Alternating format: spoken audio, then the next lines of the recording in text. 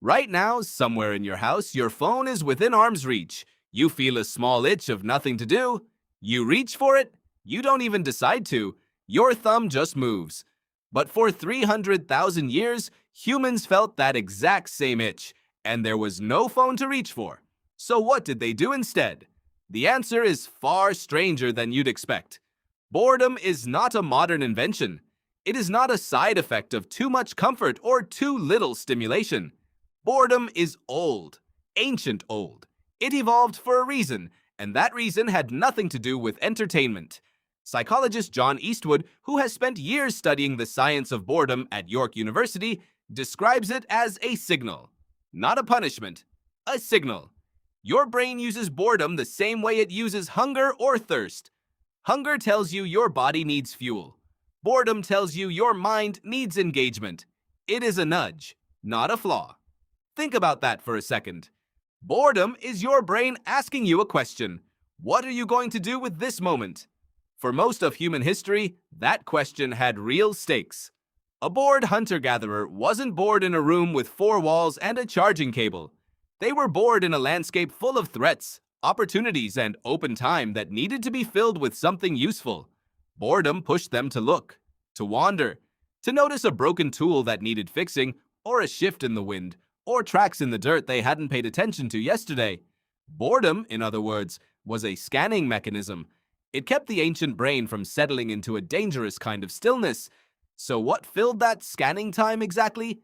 Anthropological studies of modern hunter-gatherer groups, like the Hadza of Tanzania, give us a window into this. Researchers who have spent time observing the Hadza have documented something surprising. Their downtime isn't filled with distraction. It's filled with small repetitive tasks, repairing tools, braiding cord, telling stories around a fire, night after night, often the same stories, reshaped slightly each time. That repetition matters. It wasn't mindless. It was maintenance. Maintenance of tools, of memory, of social bonds. Every idle hour had a quiet job attached to it, even if that job was just remembering who you were and where you belonged. Now compare that to what happens when you feel bored today. You don't repair anything. You don't retell a story to the people around you. You open an app that hands you 1,000 strangers' stories instead. One swipe at a time, none of them requiring anything from you at all. Here's where it gets uncomfortable. In 2014, psychologist Timothy Wilson ran an experiment that became famous for how strange its results were. He placed people alone in a room with nothing to do except think. No phone, no book, just their own mind for 15 minutes. Many participants found it so unbearable that, when given the option, they chose to give themselves mild electric shocks rather than sit with their own thoughts in silence. Read that again. People chose pain over boredom. That result stunned researchers, but it shouldn't stun you. Not really, because you already know the feeling. The itch. The reach for the phone before you've even registered why. Wilson's study didn't reveal a new weakness in the human mind. It revealed an old one that used to serve a purpose, now firing in a world that no longer needs it the same way. Because here's the twist.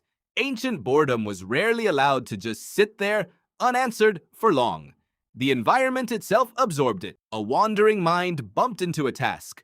A quiet moment turned into a conversation. Boredom had somewhere to go. Today, boredom has somewhere to go too. It just goes somewhere that doesn't ask anything of you in return. Psychologist Sandy Mann, who has researched boredom extensively, found something that should change how you think about those empty, itchy moments.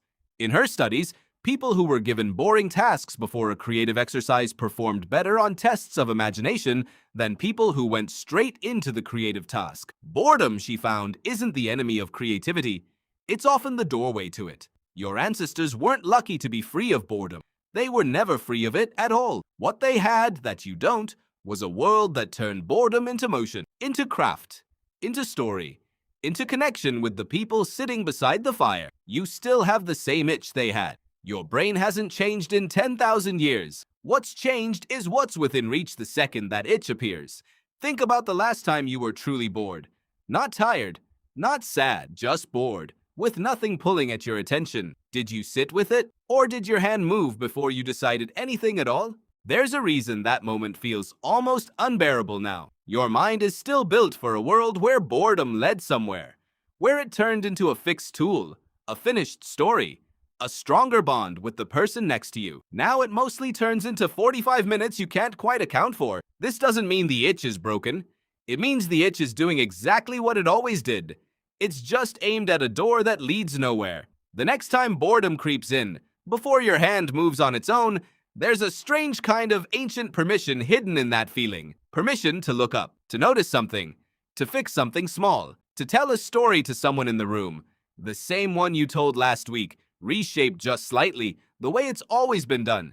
Because right now, somewhere in your house, your phone is still within arm's reach. But for the first time in a while, you might just leave it there.